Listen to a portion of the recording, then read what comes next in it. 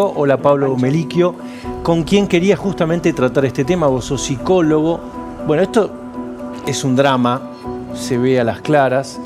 ¿Qué puede pasar por la cabeza de un chico? Obviamente no conocemos el caso, pero ¿qué puede pasar por la cabeza de un chico de 14 años que termine en una situación así? Claro, no conocemos el entramado de su personalidad, su historia, pero la divisoria de aguas sería, porque está circulando que sería a través de un brote psicótico. Ese sería un punto, ¿no? Si fue un brote psicótico, estamos hablando de un menor inimputable que producto de esa estructura de personalidad pudo haber tenido alucinaciones y delirios, como hay muchos casos en el mundo donde a través de esas voces internas sienten el mandato de matar y matarse. Ahora, si estamos ante un chico, no un pibe de 14 años, que forma parte de una familia donde quizás, hay violencia, desde luego que tenemos una sociedad que es violenta también, estamos en otro lugar, ¿no? del escenario de este drama. Entonces, este es el punto a reflexionar. Si es un brote psicótico, no hay mucho para analizar más que qué pasó antes, qué síntomas mostró este muchacho.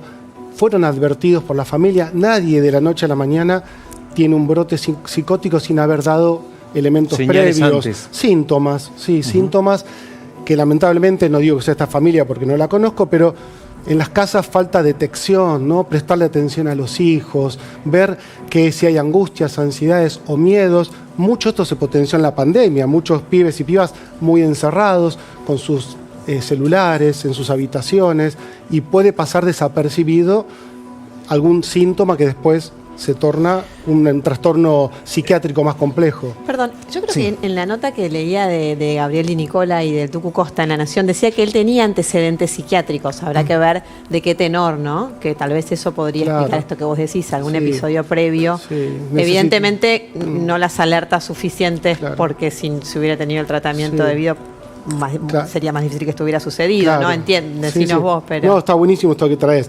No lo conozco. Si hay alguna información de que venía con alguna perturbación psiquiátrica, ojalá para graficar el escenario y para trabajar en la prevención, que es lo que siempre nos importa, es si tenía un diagnóstico psiquiátrico, tenía su terapia psicológica, tenía su medicación. 14 años todavía no podemos decir que hay una estructura de personalidad formada, está en formación. Estamos hablando que en la adolescencia es el campo donde suceden algunos brotes psicóticos, trastornos alimenticios, pero que agarrados a tiempo pueden ser menos dañinos. Este es el caso más complejo, ¿no? Donde realmente, ¿qué pasó? Que no se detectaron los tiempos para la prevención. Esto es lo que digo, tomando como moraleja este caso. Vos dijiste algo como al pasar, más general, sobre la pandemia. Hoy vos estás viendo que hay consecuencias en adolescentes de lo que pasó hace 4 años. Sí, en adolescentes y en las familias. Creo que la pandemia... Por ejemplo, ¿qué? A ver. Incrementó el aislamiento, potenció el uso de los teléfonos, que creo hoy es la pandemia, ¿no? Otra pandemia. La gente metida en sus teléfonos y dañando la salud psicológica y emocional. Pibes y pibas que tienen un montón de perturbaciones emocionales porque se compran los discursos que aparecen en las redes sociales, no tienen sentido crítico, y el aislamiento familiar, ¿no? En las mesas familiares, cada uno con sus teléfonos, poca conexión con la mirada, y muchas veces, no digo que sea este el caso, hay signos que son como un llamado de atención y que no son registrados por los adultos. Por Es el ejemplo, problema. El aislamiento. Que alguien esté muy aislado, reservado, guardado. El caso, ¿se acuerdan de Salvador, que fue la masacre de Texas? Antes de la pandemia, no tanto, creo que 2018, no me acuerdo bien ahora.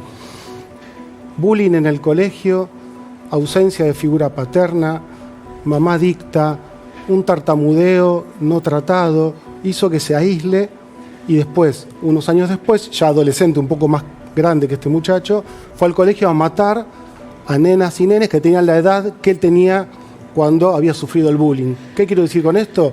Que muchos traumas, los psicólogos decimos, son atemporales. Vos sufriste un trauma de chico, quizás no fue registrado y tratado, años después estalla. Podría ser este caso, pero esto apareció mucho post pandemia, el aislamiento y la falta de conexión.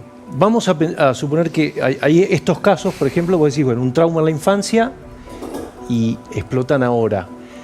¿Es irreversible eso?